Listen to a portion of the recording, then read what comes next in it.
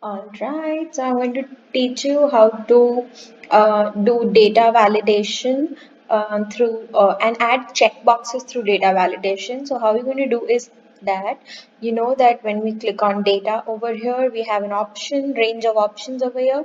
You click on data validation and out of these options of criteria, the last one is checkbox. So click on checkbox and click on use custom values. When you choose this is going to help you to add things like true, false, yes, no, checked, unchecked, whatever you want to add. So let me just add yes and no. Once I do this, make sure you click on reject input, because if you don't do this, so whatever you add will be accepted and entered in the sheet, but it will just show a warning. So there's a chance that the wrong data could be entered in the sheet.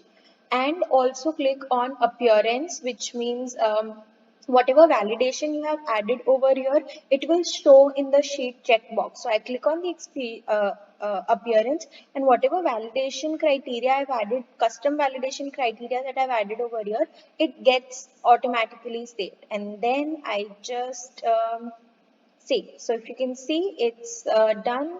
Let's say okay, so it also shows that what it is, and if you want to copy this formula, so you could just scroll it down, and anytime, so you could just drag and scroll, so it applies to all the cells, and